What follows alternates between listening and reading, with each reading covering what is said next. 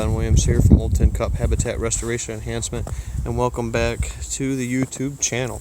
So today I want to talk on something that has been kind of bugging me a little bit, something I'm seeing a lot of guys out there doing habitat work, everything like that. That's really good, high quality stuff to be doing this time of the year, but I usually take this time of the year to do a lot of reflection before I start doing my plantings or implementation of my plantings or plantings or whatever you want to call it. And the key to that is having the right design or the right plan with it. Stuff we can dive into more in depth on the Q&A that we're doing tomorrow night over on the Facebook page. So if you guys want to check that out, it'll be right over there on my my Old Tin Cup page. I'll try to put on my Facebook page, my personal page, and I'll try to put the link to my page in the description of this video if you want to check that out tomorrow on Friday at 6 p.m.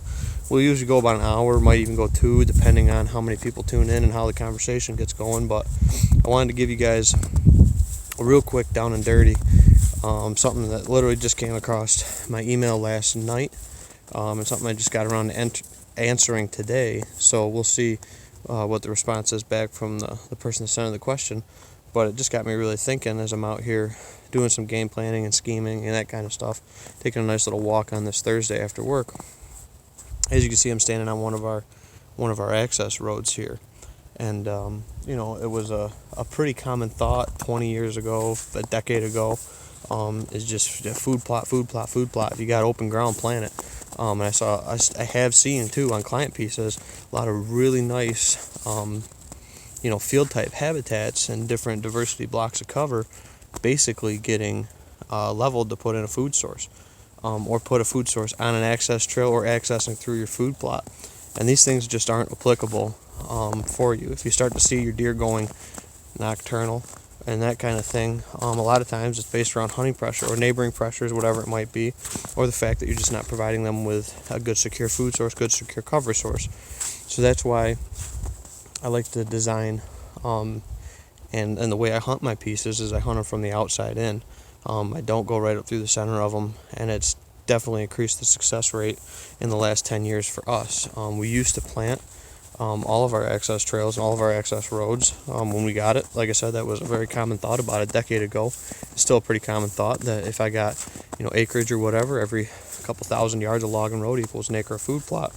And that's fine and dandy, and if you have the acreage that you can justify that, that'd be great. But there's a lot of other places that I can make much higher quality habitat and much higher quality food value than someplace right here where I might have a lot of nighttime interaction, a lot of deer travel at nighttime, but you start to see really a lack of daylight use in these areas. So I wanted to touch on that, is not planning these roadways, especially not anything that's access. If it's something that's just to go in and retrieve game off of and stuff like that, that might be okay in certain aspects or scenarios for sure. But if it's something that you're walking to and from your stand, bumping deer on and off, especially in the evening time, that they might be using that as a food source going to a late evening feeding location, whether it's on your property or on a neighboring piece of property, that's not where I want to be bumping deer off of when I'm getting out of my stand locations for the night. I want my access to be relatively food and or deer free if at all possible. So you can be real counterproductive, guys, planting your food on these trails, access roads, stuff like that, and really doing more harm to yourself than good when everybody wants to help, everybody wants to do that. And just wanted to kind of give that little tip. Also, so the National Deer Association, formerly QDMA, put out a really good article today, written by Craig Harper. Kind of skimmed it, summarized it. There's a lot of great information over in that article, and it goes back to another tip that I want to reiterate quick in this little 5-minute video. Is remember when we talked about the madcap horse, maple ash dogwood, and then caprifoliaceae families of trees being oppositely branched in the madcap horse category, allowing you to properly identify your trees. And that was Dr. Craig Harper. That's something I probably learned from him, and probably caught myself saying it from going to Craig seminars and stuff like that, is if you don't know what kind of tree it is, you shouldn't be cutting it, killing it, or any of the above. So that's a very, very good tip. And we do have a madcap horse in-depth video on the channel if you guys want to check that out too. So there's a lot of stuff in this situation that, just going around real quick, you got a buckthorn, not very good. Honeysuckle, not very good. Again, I don't want to do a whole lot of improving. I can let this be relatively low desirable for deer around this being an access point to get into some stand locations very briefly around this location. But then, something that looks an awful lot similar is you got like these cherry trees coming up here in this kind of mixed habitat right now. So, but again, my improvements wouldn't be around my access locations. They might be flanking off the side of an access where a stand location's knocked in or something like that. But really critically, guys, this time of the year, think in depth about your situation and your scenario and your piece of property.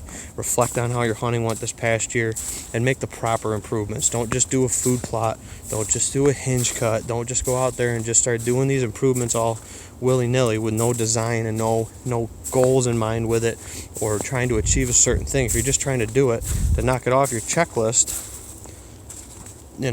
okay, but is that going to help you as a hunter and as a land manager? And a lot of people say it's all for the deer, and that's great. But again, if you're bumping them off your property consistently and pushing them to pieces where people might not be as selective, are you really doing that much more benefit to the deer, or are you just doing more benefit to your neighbors by pushing them off of a property and causing them undue stress? So that's what we're out doing today, a little reflection and kind of turning back the clock that we used to plant all this.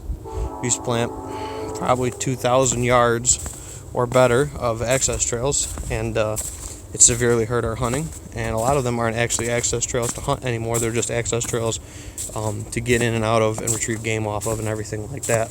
So looking at your property, don't be afraid to flip the script a little bit, change up what you're doing, find the right piece for your puzzle and the right tool from your toolbox, all the above, to help make the best management decisions for your hunting piece of property for this upcoming year and this off season right now, when you can be really doing some great things to your property and making it more beneficial for wildlife and more beneficial for the enjoyment of you recreating on that ground with your friends, family, and whoever else shares the ground with you. So I want to thank you all for tuning into this video.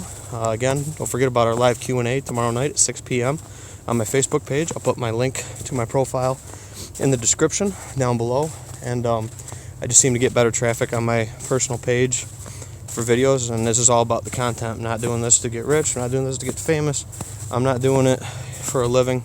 I'm doing it because I enjoy doing this, helping people, helping clients, helping landowners, helping viewers in general that are on this channel, checking stuff out on my Facebook page, checking stuff out, just overall trying to help you guys be better hunters, better land managers.